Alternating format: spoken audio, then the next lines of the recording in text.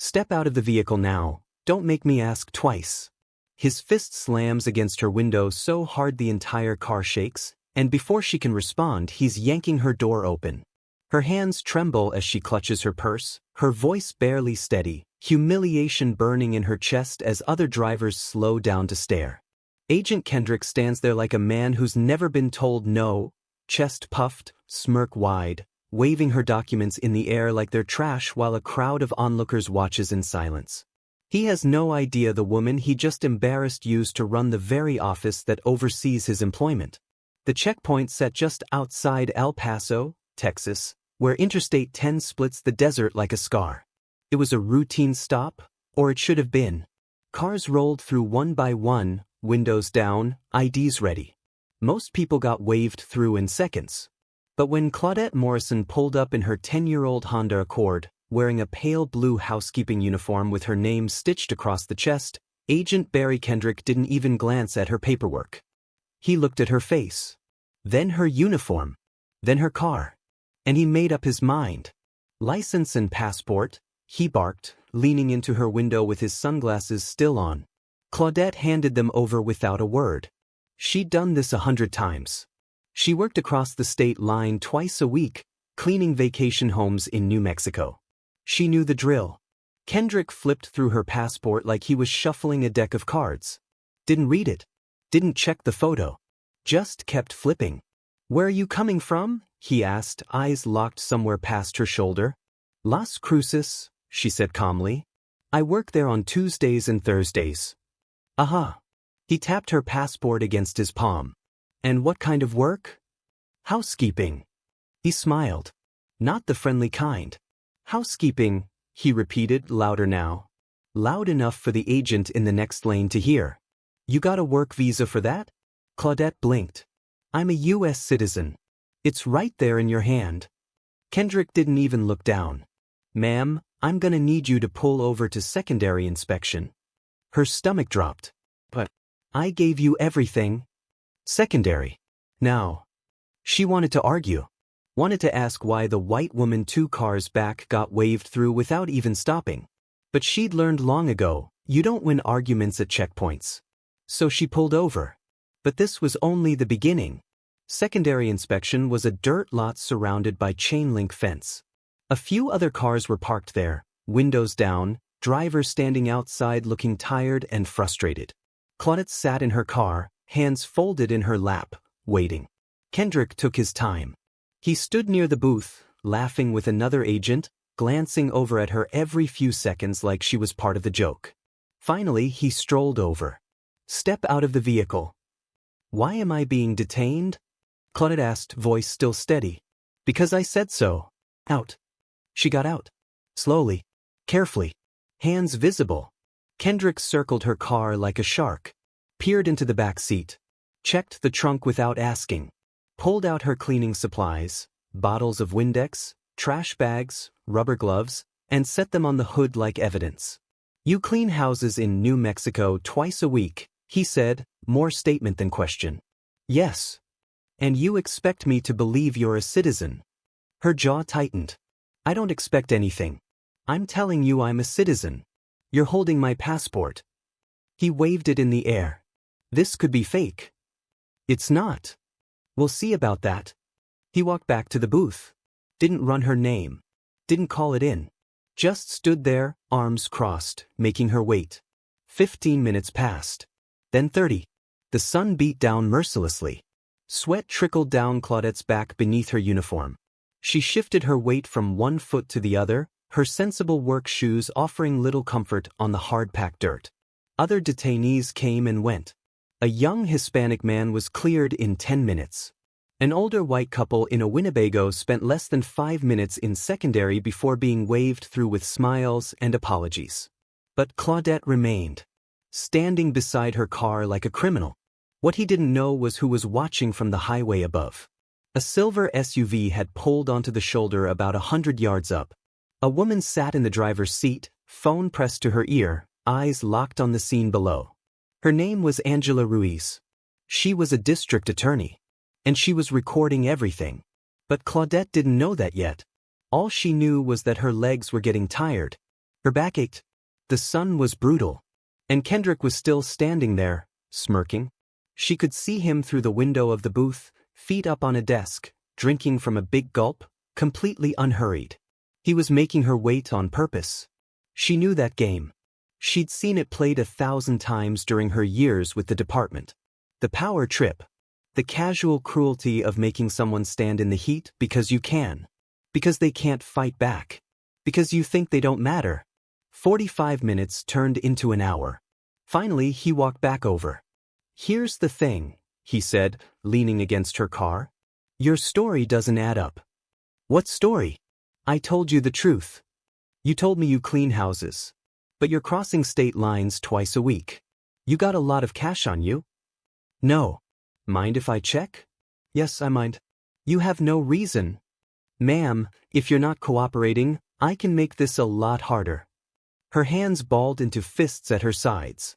She wanted to scream, wanted to cry, wanted to call someone. But her phone was still in the car, and he was standing between her and the door. "I'm cooperating," she said quietly. "I've done everything you asked." "Then you won't mind waiting a little longer." He walked away again. This time, Claudette's composure cracked. Just slightly. Her eyes burned with unshed tears. Not from fear. From rage. From the sheer indignity of being treated like she was nothing. She'd spent 3 decades earning respect in a system that didn't want to give it to her. And now she was standing in the dirt, being punished for driving while black. And just when things seemed calm, everything shattered. Kendrick came back 20 minutes later with a supervisor, an older white man with a crew cut and a permanent scowl. His name tag read Foster. "This the one?" Foster asked. "Yeah." "Says she's a citizen, but something's off." Foster looked Claudette up and down. "Took in the uniform. The old car. The cleaning supplies still sitting on the hood." "You got proof of employment?" he asked. "I'm self-employed," Claudette said. "I have clients. I can give you their names." "That's not proof." "Then what do you want?" Foster stepped closer. Close enough that she could smell the coffee on his breath. "What I want," he said slowly, "is for people to stop lying at my checkpoint." Her voice came out colder than she intended. "I haven't lied about anything." "Then why are you so nervous?" "I'm not nervous. I'm frustrated." "Sounds like an attitude problem to me." Kendrick snickered behind him. Foster crossed his arms. "You know what I think? I think you're hiding something. Maybe you're running something across that border. Drugs. Money. People." Claudette's eyes went wide. "Excuse me?" "You heard me. I'm a 62-year-old woman with cleaning supplies in my trunk. What exactly do you think I'm smuggling?" "That's what we're trying to find out." "This is ridiculous. You have my passport. You can run my information. I haven't broken any laws." Foster leaned in even closer, his voice dropping to a mock whisper loud enough for Kendrick and the other agents to hear. "Here's what I know, lady. People like you, coming across the border with some sob story about cleaning houses, 9 times out of 10, you're scamming the system." "People like me," Claudette repeated slowly. "Yeah. People like you." The checkpoint had other traffic now. Drivers were slowing down, craning their necks to watch. A couple had their phones out. Foster noticed. And he didn't care. He wanted an audience. If only he knew who he was talking to. Claudette had spent 30 years working for the state of Texas. She'd started as a secretary in the Department of Public Safety. Worked her way up to regional coordinator. Then deputy director. Then director of the entire Border Operations Division. She knew every regulation. Every code. Every checkpoint protocol in the state. And she knew that what Kendrick and Foster were doing was illegal. Racial profiling. Unlawful detention. Intimidation. But she also knew that arguing wouldn't help. Not here. Not now. So she stayed quiet. Foster turned to Kendrick. "Run her name again. Full background check. Social Security. Everything." "Already did." "Do it again. And this time, check for warrants."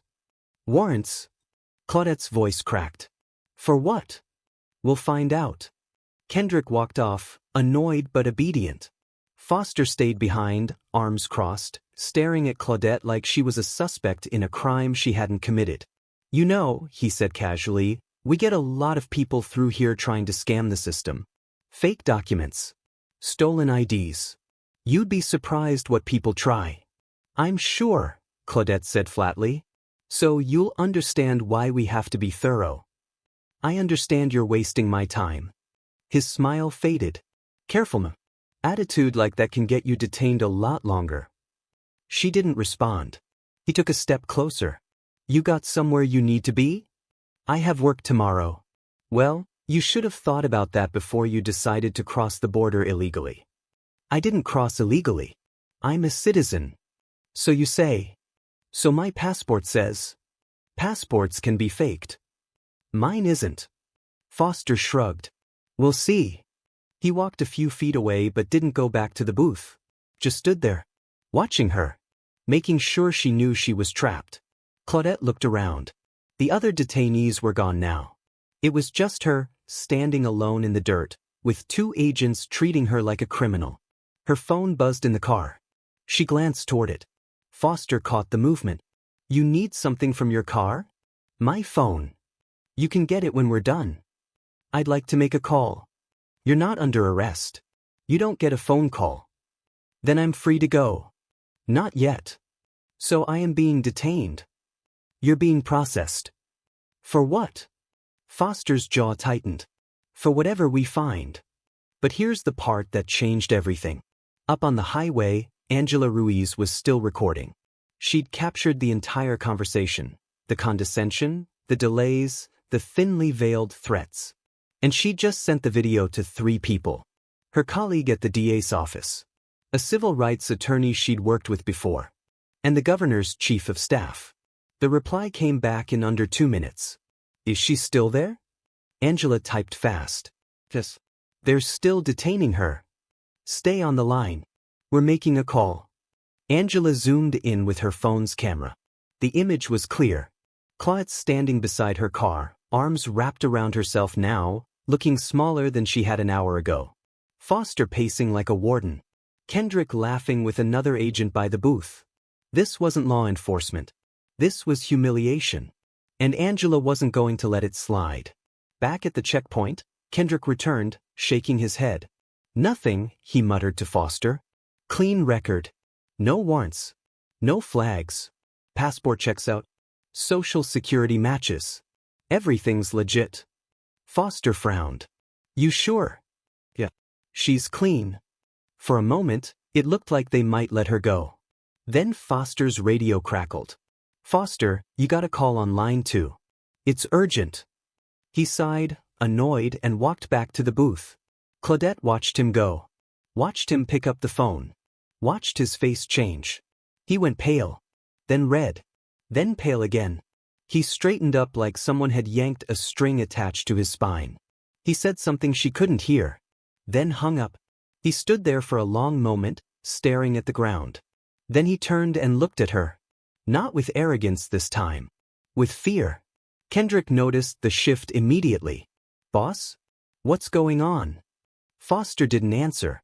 He walked toward Claudette slowly, hands slightly raised, like he was approaching something dangerous. "Ma'am," he said carefully, voice completely different now. "I apologize for the delay. You're free to go." Kendrick looked confused. "What? But we were just..."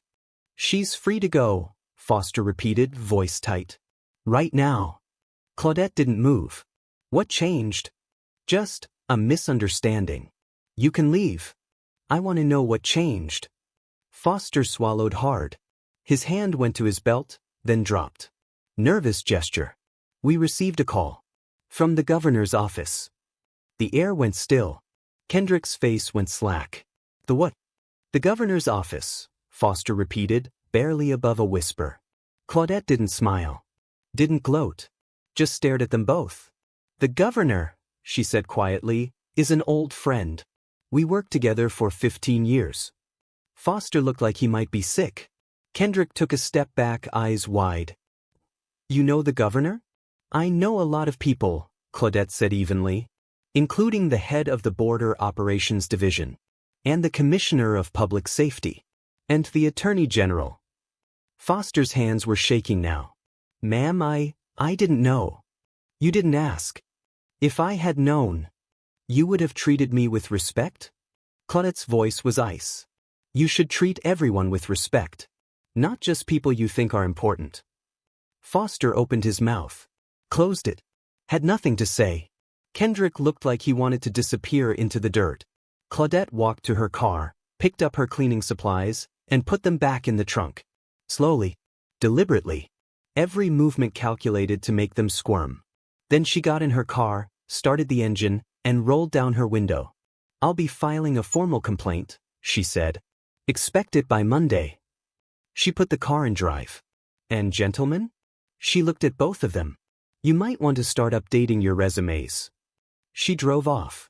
Foster and Kendrick stood there in silence, watching her taillights disappear down the highway. We're screwed, Kendrick whispered. Foster didn't respond. He was already mentally drafting his resignation letter. And that's when they realized this wasn't over. It was just beginning. Claudette drove for 10 miles before she pulled over. Her hands were shaking. Her chest was tight. She wanted to scream, wanted to cry. But she didn't. She pulled out her phone and made a call. Governor's office, this is Rachel. Rachel, it's Claudette Morrison. There was a pause. Then, oh my God. Claude, are you okay? We just heard what happened. The governor is furious. I'm fine. But I need you to do something for me. Anything. I need a copy of the checkpoint surveillance footage. All of it. From the moment I pulled up until the moment I left. Done. I'll have it sent to you by tonight. And Rachel? Yes. Tell the governor I said thank you. She wants to talk to you herself. Can you hold? Claudette closed her eyes. Took a deep breath. Yeah. I can hold. A moment later, a familiar voice came on the line. Claudette. Governor. Are you all right? I've been better. Governor Patricia Morales didn't waste time with pleasantries. Tell me everything. So Claudette did. Every detail. Every insult. Every minute she was forced to stand in the heat while they tried to humiliate her. When she finished, there was a long silence. Then the governor spoke, and her voice was steel. They're done. Both of them. I'm calling the commissioner right now. Patricia, wait. No. You gave 30 years to this state, Claudette. You helped build the systems they're abusing. And they treated you like garbage. This doesn't stand. I know. But I don't want this handled quietly. I want it public. Another pause. You're sure? I'm sure. I want everyone to see what happened.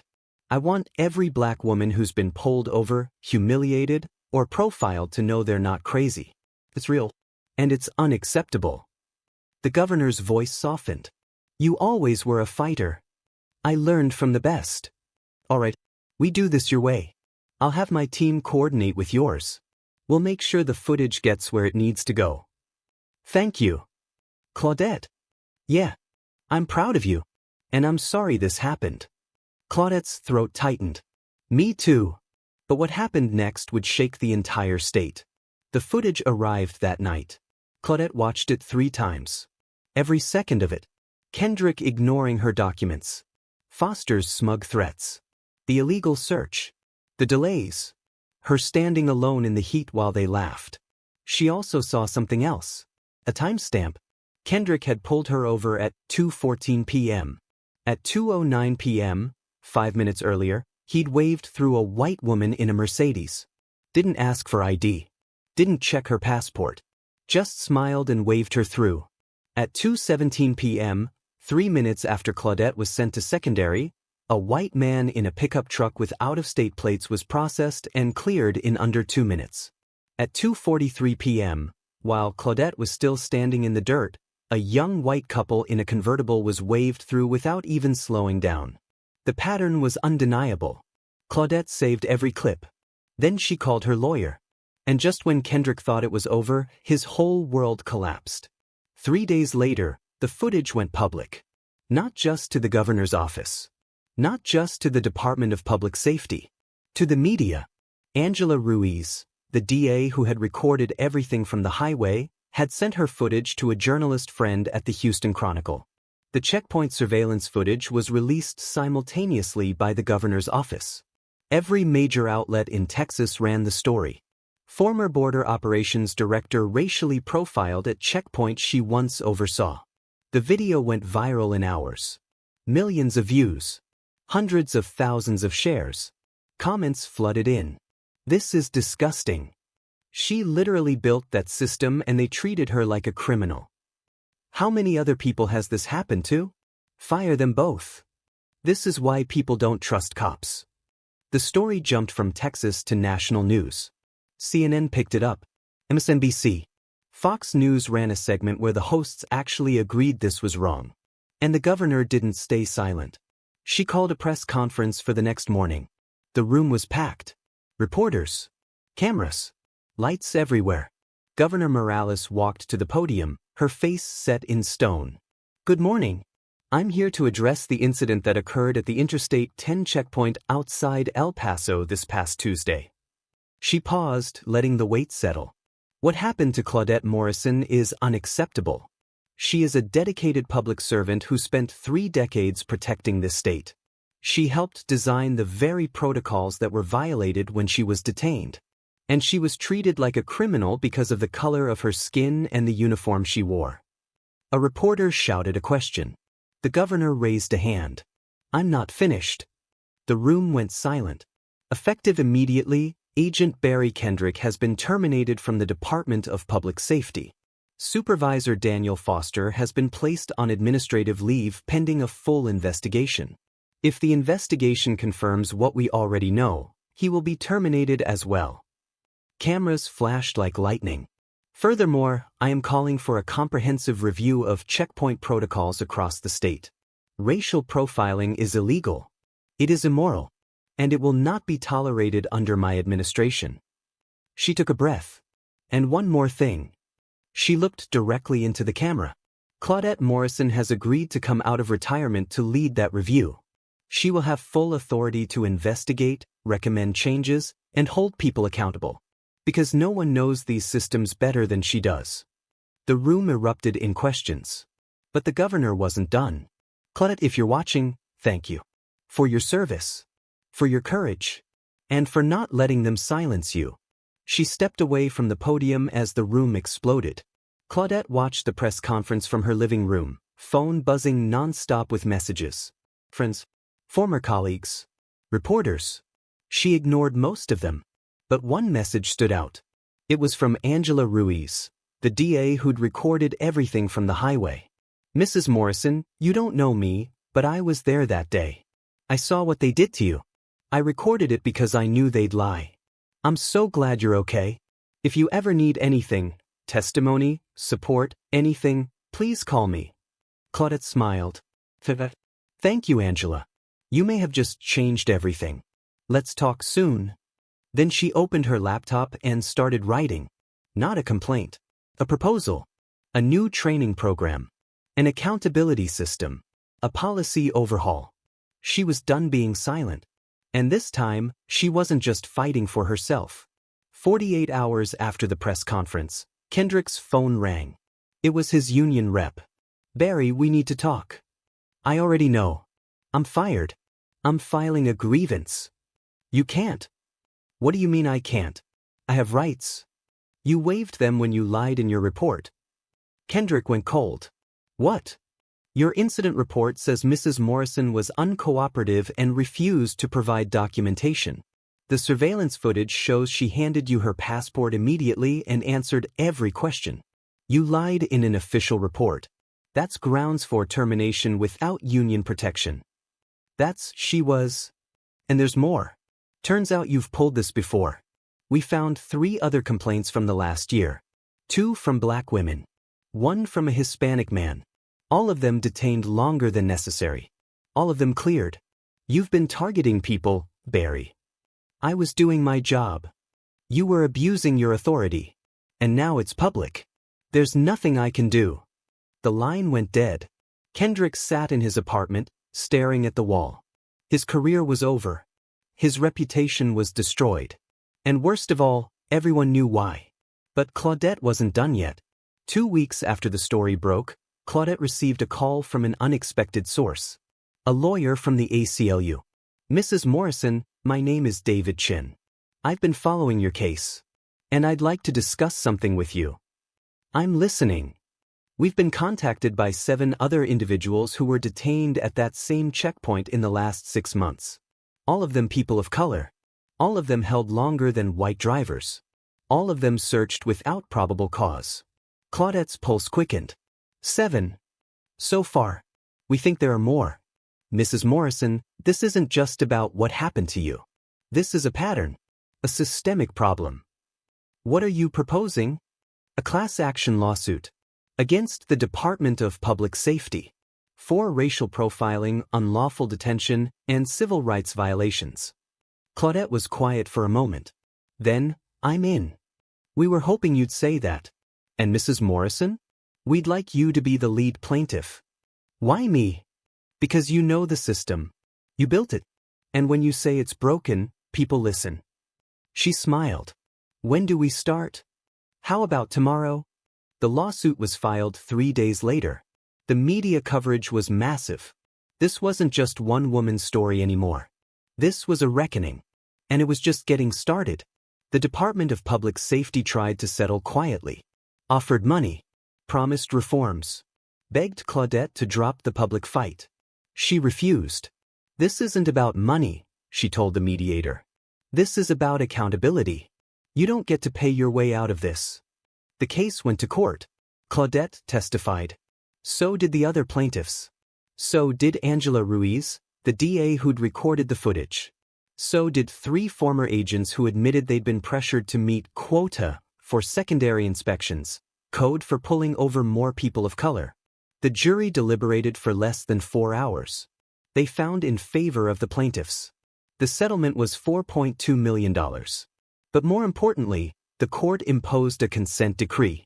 The Department of Public Safety was now under federal oversight. Every checkpoint in Texas would be monitored. Agents would wear cameras, and the footage would be reviewed randomly by an independent board. Racial profiling training became mandatory. And Claudette Morrison was appointed to the oversight board. For the next 5 years, Foster never made it to trial. He resigned the day the lawsuit was filed. Moved to Arizona. Got a job in private security. No one ever heard from him again. Kendrick tried to fight it. Filed grievances. Hired a lawyer. Went on conservative podcasts and claimed he was the victim of cancel culture. Nobody cared. He ended up working at a car dealership in Amarillo. Every time someone Googled his name, the first result was the video of him humiliating Claudette Morrison. He'd never escape it. And honestly, he shouldn't. 6 months after the lawsuit, Claudette stood in front of a packed auditorium at the Department of Public Safety headquarters in Austin. Border agents, supervisors, directors, all of them required to attend. Kendrick wasn't there. He'd already cleaned out his desk. Foster was long gone. But plenty of others like them were sitting in that room. Claudette didn't look nervous. Didn't look angry. She looked like a woman who had earned the right to speak. "My name is Claudette Morrison," she began. "And 30 years ago, I started working for this department as a secretary. I answered phones. I filed paperwork. I made coffee." She paused. "I worked my way up. I learned every job. I respected every rule. And eventually, I ran the division that oversees border operations across the state." The room was silent. 2 weeks ago, I was detained at a checkpoint I used to manage. I was humiliated, threatened, searched without cause. Because I'm a black woman in a housekeeping uniform driving an old car. She let that hang in the air. Some of you are thinking, that would never happen to me. And you're right. It wouldn't. Because you don't look like me. A few people shifted uncomfortably. "But here's what I want you to understand," Claudette continued, voice rising. "Every person who comes through your checkpoint is someone's mother, someone's sister, someone's friend. And they deserve to be treated with dignity. Not suspicion. Not contempt.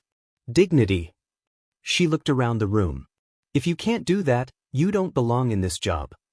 Someone in the back started clapping. Then another. Then the whole room was on its feet. Claudette stepped back from the podium, eyes bright. That's all I have to say. Thank you. After the training, a young black woman approached Claudette in the hallway. She was in uniform, fresh out of the academy. Mrs. Morrison? Claudette turned. Yes. I just wanted to say thank you. For what you did. For fighting back. Claudette smiled. What's your name? Taylor. Taylor Green. Where are you stationed, Taylor? El Paso checkpoint. Starting next week. Claudette's smile widened. Then you're going to do just fine. Taylor hesitated. Can I ask you something? Of course. When you were standing there, in the heat, being treated like that, how did you stay calm? Claudette thought for a moment. I stayed calm because I knew something they didn't. What's that? That my dignity wasn't theirs to take. It was mine. And no badge, no uniform, no checkpoint was ever going to change that. Taylor nodded slowly. I'll remember that. But, and Taylor? Yes, ma'am? The system needs people like you. People who care. Don't let them break that. Taylor stood a little taller. I won't. A month later, Claudette got another call. This time, from the NAACP. They wanted to give her an award. For courage. For advocacy. For justice. She accepted. The ceremony was held in Houston. Hundreds of people attended. When Claudette took the stage, the applause was deafening. She stood at the microphone, looking out at the crowd, and for the first time in months, she felt the weight lift. I didn't set out to be a hero, she said. I just wanted to get home. Laughter rippled through the audience.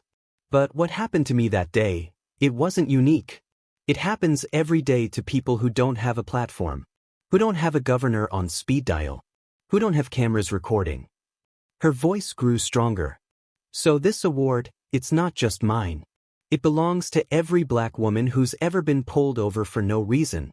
Every mother who's taught her son how to survive a traffic stop. Every grandmother who's had to swallow her pride just to make it home. She paused. We're done swallowing our pride.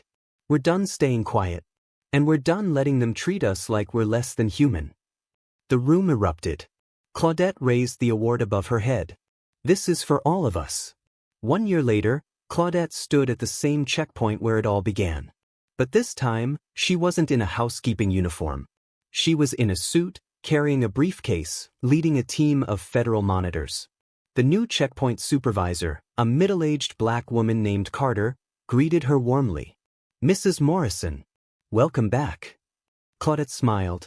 Thank you, Supervisor Carter. How are things running? Smooth. We've implemented all the new protocols. Camera compliance is at 100%. Complaint rate is down 80%. Good. Let's keep it that way. They walked through the checkpoint together. Claudette watched as agents processed drivers with respect. With efficiency. With dignity. No one was pulled aside for the color of their skin. No one was made to stand in the heat for an hour. No one was humiliated. It wasn't perfect, but it was better. And that was a start. Claudette's story isn't just about one woman standing up to a broken system. It's about every black woman who's ever been underestimated, dismissed, humiliated. Every mother who's bitten her tongue to stay safe. Every sister who's swallowed her anger to get home. Every grandmother who's taught her children to survive encounters they should never have to face. Claudette didn't just win her own justice. She changed the rules for everyone who came after her.